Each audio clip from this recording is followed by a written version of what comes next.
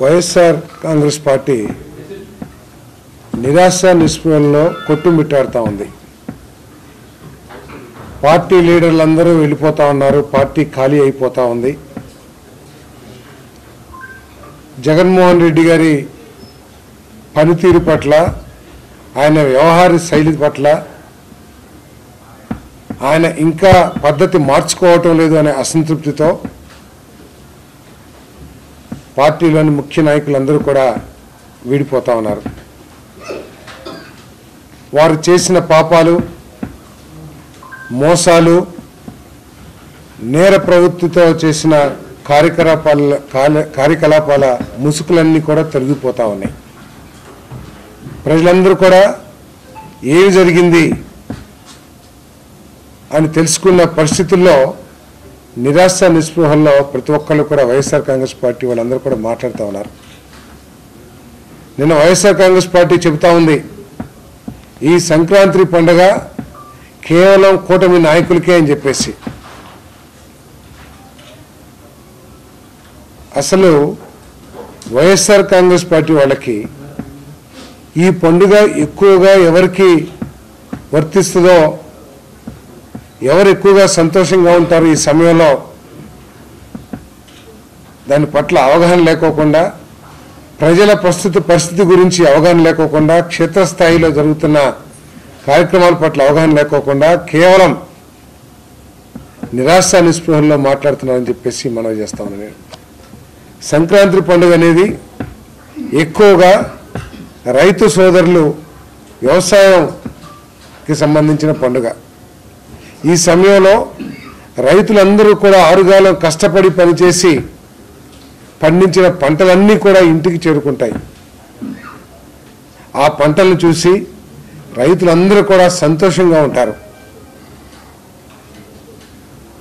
ఈ ప్రభుత్వంలో ప్రత్యేకంగా రైతు సోదరులందరూ కూడా సంతోషంగా ఉన్నారు అనటానికి ఒకటే కారణం, గత ప్రభుత్వం అన్యాయంగా రద్దు చేసిన కార్యక్రమాలన్నింటినీ కూడా పునరుద్ధరించాం. గతంలో ఎగ్గొట్టిన సబ్సిడీలన్నీ కూడా చాలా వరకు, ఉదాహరణకి బిందు సేద్యం కానివ్వండి, పామాయిల్ కానివ్వండి, మామిడి పంటకు కానివ్వండి, ధాన్యం తీసుకుని ఎగ్గొట్టిన డబ్బులు తిరిగి చెల్లించడం కానీ, ఇవన్నీ కూడా రైతులకి చేరి కాబట్టి రైతులందరూ కూడా సంతోషంగా ఉన్నారని చెప్పేసి మనం చేస్తాను. అంతేకాకుండా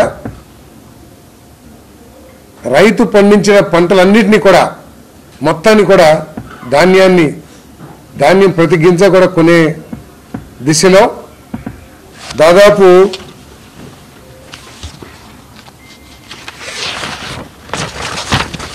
5 లక్షల మంది రైతుల దగ్గర 28,83,288 మెట్రిక్ టన్నులు, అంటే దాదాపు 29 లక్షల మెట్రిక్ టన్నుల్ని రైతుల దగ్గర నుంచి సేకరించి 6,565.84 కోట్ల రూపాయలని కేవలం 24 గంటల లోపల, కొంతమందికి 7-8 గంటల్లో కూడా అకౌంట్లో వేసిన ఘనత కూటమి ప్రభుత్వం అని చెప్పేసి మనం చేస్తామని. అందుకనే ఈరోజు రైతు సోదరులు అందరూ కూడా సంతోషంగా సంక్రాంతి పండుగని జరుపుకుంటా ఉన్నారు. దాన్ని చూసి బాధపడటమే తప్పితే వైఎస్ఆర్ కాంగ్రెస్ పార్టీ నాయకులకి తాను చేసిన మోసాలు ఏమిటో కూడా ఒకసారి అర్థం చేసుకోవాలి. 21 రోజుల్లో మీ ధాన్యానికి డబ్బులు చెల్లిస్తానని చెప్పిన జగన్మోహన్ రెడ్డి గారు 3-4 నెలలైనా సరే డబ్బులు చెల్లించలేని దైన్య స్థితిలో ఉంటే ఆ ఎగ్గొట్టిన డబ్బులన్నింటినీ కూడా ఈ ప్రభుత్వం చెల్లించిందని చెప్పేసి మనం చేస్తాము. ఈరోజు అంటున్నారు ప్రజల దగ్గర డబ్బులు లేవని చెప్పేసి. మేము ఎన్టీఆర్ భరోసా 3,000 రూపాయల నుంచి 4,000 రూపాయలు చేసి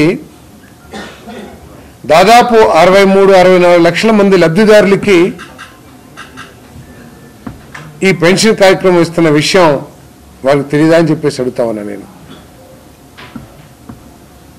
ప్రతి నెల 1వ తారీఖున, ఒకవేళ 1వ తారీఖు సెలవు అయితే అంతకు ముందు రోజే 31వ తారీఖు, 30వ తారీఖు, ఆఖరికి 29వ తారీఖును కూడా పెన్షన్ చెల్లించిన విషయాన్ని గుర్తించాలని చెప్పేసి మనం చేస్తానని. ఇంతకుముందు 3,000 రూపాయలు ఇచ్చిన వికలాంగుల పెన్షన్ని 6,000 రూపాయలకి పెంచాం. ఏదో చెప్తున్నాం మేము తల్లి దీవెన ఇచ్చాము, ఏదో అమ్మఒడి ఇచ్చామని చెప్పేసి. మీరు అమ్మఒడి సంవత్సరానికి 15,000 ఇచ్చిండొచ్చు, 12,000 రూపాయలు ఇచ్చారు.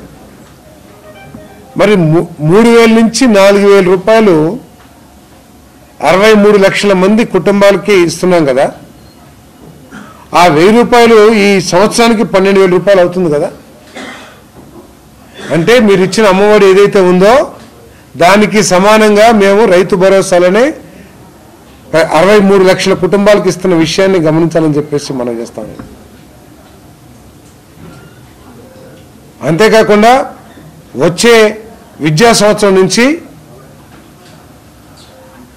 తల్లి దీవెన కార్యక్రమాన్ని కూడా ప్రారంభించడానికి సన్నాహాలు చేస్తున్న విషయాన్ని కూడా ప్రజల దృష్టికి తీసుకొస్తా ఉన్నా నేను. అంటే 12,000 రూపాయలు ప్రతి కుటుంబానికి కూడా అదనంగా 65 లక్షల కుటుంబం 63-64 లక్షల కుటుంబాలకు అదనంగా ఇవ్వటమే కాకుండా మళ్ళీ తల్లి దీవెన కూడా ఇచ్చే కార్యక్రమం చేయబోతున్నామని చెప్పేసి మనం చేస్తా ఉన్నాను. ఏదైతే సూపర్ 6లో కుటుంబానికి 3 సిలిండర్లు అని చెప్పామో ఆల్రెడీ ఆ పథకాన్ని ప్రారంభించి ఇప్పటికే ఒక సిలిండర్ ఇచ్చేసిన విషయాన్ని కూడా దాదాపు 82,97,000 మందికి సిలిండర్లు పంపిణీ చేయడం జరిగిందని చెప్పేసి కూడా మనం చేస్తా ఉన్నాం. దీని కింద 639 కోట్ల రూపాయలు ఆ 83 లక్షల మంది కుటుంబాలకి చేరిన విషయాన్ని కూడా దృష్టికి తీసుకొస్తాను. వీటిని మించి భయానక వాతావరణం నుంచి స్వేచ్ఛా వాతావరణంలోకి ఈ ప్రజలందరూ కూడా, తెలుగు ప్రజలందరూ కూడా, ప్రత్యేకంగా ఆంధ్రప్రదేశ్ ప్రజలందరూ కూడా వచ్చారు కాబట్టి సంక్రాంతిని ఘనంగా సెలబ్రేట్ చేసుకుంటారని చెప్పేసి కూడా తెలియజేస్తా ఉన్నాను. మా భూములు ఏమైపోతాయో, మా భూముల పేరు మీద, మా భూముల పుస్తకాలు, పాస్ పుస్తకాల మీద ఆయన ఫోటో వేసుకున్నారు. ఎవరు పడితే ఎవరు రిజిస్ట్రేషన్ చేస్తారో తెలియదు. ల్యాండ్ టైటిలింగ్ యాక్ట్ ఏదైతే భయానకమైన చట్టం ఉందో, మా భూములు ఏమైపోతాయని భయపడిన ప్రజలందరూ కూడా స్వేచ్ఛగా నా భూమి నాది అని చెప్పేసి ఒక ధైర్యాన్ని కల్పించాం. అది ఈరోజు ప్రజలందరూ కూడా మరి చక్కగా గడపడానికి కూడా కారణం అని చెప్పేసి ఈ సందర్భంగా తెలియజేస్తా ఉన్నాను నేను.